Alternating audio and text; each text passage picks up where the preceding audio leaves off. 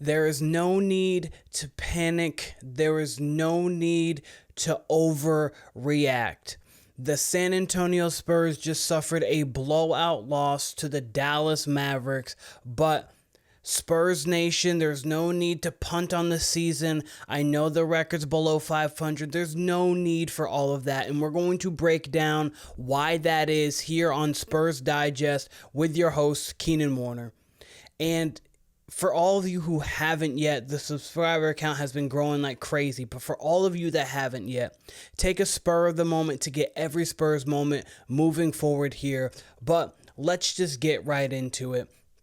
The Spurs suffer a 110-93 loss to the Dallas Mavericks. Things were close. It was a 5-point game at halftime, and then the Mavericks go on a massive run in the third quarter. They end up winning the third quarter by 20, and that was the game there. Of course, as everyone who had watched the game, as you look at this box score, you don't see Victor Wembanyama's name, and you don't see Devin Vassell's name. Those are two key pieces, of course, that were missing from tonight's lineup. Vassell, back-to-back, I'm assuming he was just letting himself rest, knowing he's coming off of the foot injury, and then there was a right knee contusion from Victor Wembanyama who held him out of today's game, probably precautionary, because the Spurs always take precautions in that they like to make sure that their players are 100% healthy, but they don't want it to go too overboard. Hashtag the guy we don't speak on anymore. But a great addition to the San Antonio Spurs lineup, as you see the ninth guy down there, Tre Jones, didn't have the greatest of impact on the game,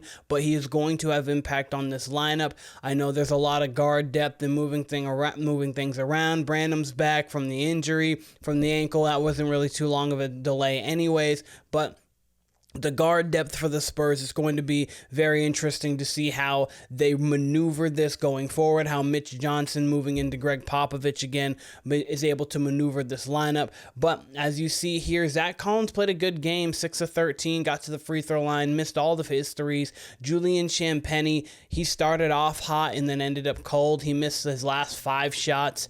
He was 3 of 5 from 3, and then he just ended up missing, going cold from the three-point line in the second half.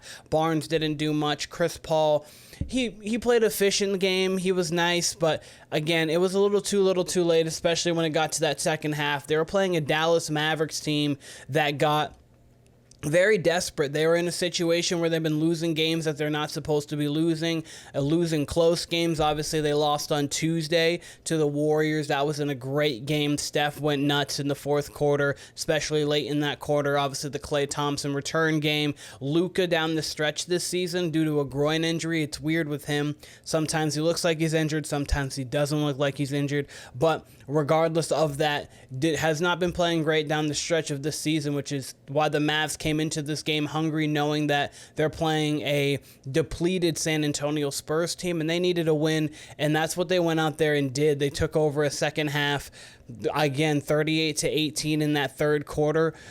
It was really a team effort. You had Kyrie with 22. Luka wasn't that efficient. He only had 16 points, but when you're getting 22 points off the bench from Daniel Gafford, when you're able to get, even though they didn't shoot efficiently, as defensively they were able to get going. Klay only had 1 3.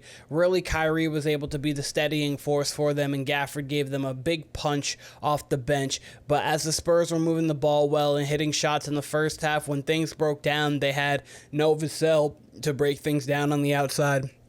And you have no Victor Wembanyama, who has been on a heater, and we're going to get into that a little bit later here too. Team stat-wise, it's a little tough to see there, but essentially the Spurs shot 31.8% from the floor and 27% from 3. This was a team who had made a season-high 16, then backed that up with a season-high 22, and had been shooting well from the three-point line, led by Victor Wembanyama, who had 6 threes, then 8 threes in that magnificent 50-point game, and then was 4 of 13, I believe, in the last game against the Los Angeles Lakers before he missed the second of the back-to-back.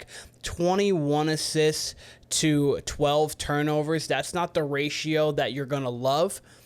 The ratio typically that the Spurs have had in the wins, especially of late, has been like 35-15 or 31-16, which is similar to the same ratio, but a 2-1 is different than a 1.5-1. You're not getting the most out of all those possessions that are going forward, and you weren't able to get that tonight. But again, let's not overreact. The season's not over. I understand things aren't the greatest when it comes to record-wise, but the season is absolutely not over for this San Antonio Spurs team. I mean, when you're missing three pivotal pieces, let me say, because Jeremy Sochan is clearly still out. But when you're missing three pivotal pieces, it's so very difficult to get things going. You're 6-8, but you're looking at a Clippers team that is 6-7. The Grizzlies are 7-6, and you don't know what's going on with them as John Morant's still missing time. The Kings 7-6, Timberwolves 7-6.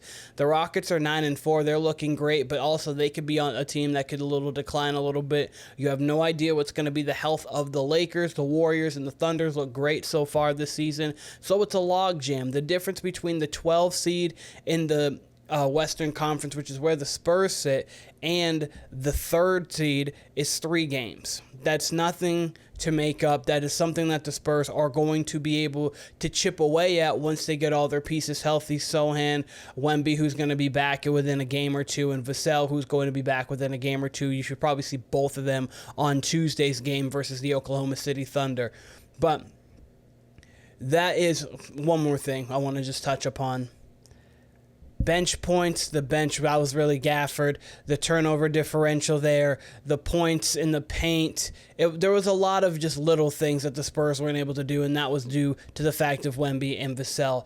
But we see the schedule coming up here. You've got the Thunder. It's a home game against the Thunder. We get to see the Emirates Cup again go on. The Spurs have yet to win an Emirates Cup game. If it's not Tuesday, it should be the next Tuesday against the Utah Jazz. They should be able to pull that one out, hopefully. I mean, last time they played the Utah Jazz, it was a very tough game. They played the Jazz a couple times, so you should be able to stack up a couple wins against the Jazz if you're playing correct, and if you're playing because we are a better team than the Utah Jazz. But you saw the Jazz even upset the Mavericks the other night, and obviously they beat us the other night too, so they're a formidable opponent.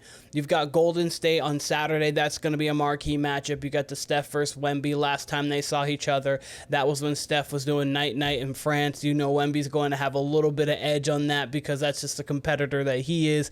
And then you've got obviously the Los Angeles Lakers again. And going back to that Lakers game, that was a close game. There was a couple plays down the stretch. You had Wemby taking a 3 with about $1:15 left, $1:10 left on the clock, and it was just a rush 3 that he didn't need to take. And then you had Stephon Castle taking that sidestep 3, and as it wasn't the most contested look, that's not the shot that you want from Castle. He is not that three-point shooter on the season. I do like what we've seen from Castle so far this season. With Castle, it's been about 10 points. This is not including tonight's game, but it's been about 10 points, 2 rebounds, 3 assists, 40% from the floor, 28 from 3. You see a lot of those college averages, but he is playing a sound game, and he's learning on the fly. He's got athleticism, he's got poise, he understands spacing, he understands how to play team basketball, and you got that from UConn, Dan Hurley. I mean, he had Klingon last year. They had a very good team, has gone back-to-back, and they look like they're going to be doing well this year so far. But I mean, when you're on that UConn team and you have that UConn background, when you have that camaraderie, that structure, you understand coming into a situation like this with another guy in Gregg Popovich, who is a coach that likes to really get after it, challenge the players the same way Hurley did. He couldn't be he couldn't be in a better fitting situation here. But I mean, we'll see how these games going forward, but it's no need to overreact. It's realistic that coming out of this stretch, they could be a game or two under 500, but they're playing close to 500 basketball right now, and they don't have all of their pieces. When Sochan gets back, when Vassell can consistently get there in the starting lineup, I know he said he is quote-unquote not tripping that he is on the bench right now as long as they're winning games. And then, of course, Victor Wembanyama, who has been playing phenomenal basketball. I want to shout out to Chris Paul real quick for getting 12K assists. That was in the previous game against the Lakers. I didn't get a chance to speak on that. We're kind of talking about it a little bit here, but shout out to Chris Paul because that's a massive achievement, one of a few players to be able to do that. And then one other thing that I wanted to point out, we were missing this tonight, which is why another reason not to overreact. The Dallas Mavericks are a team that just went to the finals and added Klay Thompson, and they're a team that are hungry, needed the win, and you're missing a guy over the last 4 games who's putting up 34, 12, shooting 56 from the floor, 48 from 3, and shooting 77% from the line. That says 3-point, but that's from the free throw line. So Victor Wembanyama has been playing great. He's been a man possessed, and you've seen it since the comments of, oh, he's tired and that he's not playing up to snuff because of the fact that he played overseas, played 71 games last year, and he hasn't had a break from basketball. And Wemby said, okay, I'm 20 years old, I can do whatever I want, and I'm going to continue to do whatever I want.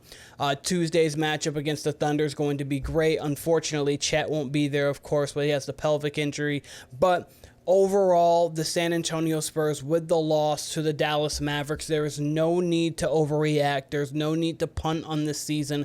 I understand that getting a top pick, possibly getting a Cooper Flag, or some of these top prospects in the draft would be an ideal situation, but you also have that ability, possibly, depending on what the Hawks do during the season. I know they're playing pretty solid basketball right now, but they might fall down there. We'll see. Obviously, early in the season. The Jazz started off hot last year. They ended up being one of the worst teams in the league.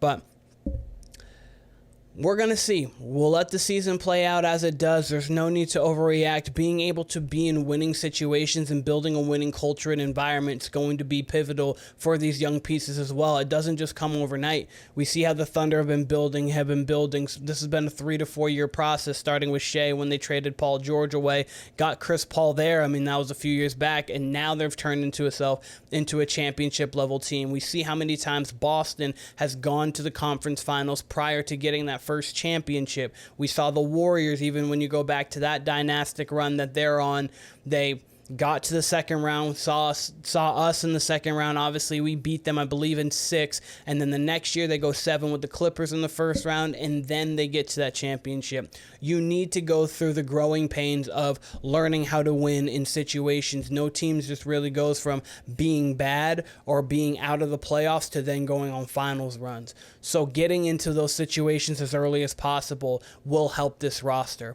But let me know what you guys think about this game in particular, about the Spurs season moving forward. Do we have anything to worry about? Do you guys think it's time to just go in the season? I don't think it's time to overreact, but let me know what you guys think there. This has been Spurs Digest with your host, Keenan Warner. I appreciate all of you guys, and I'll be seeing all of you very soon.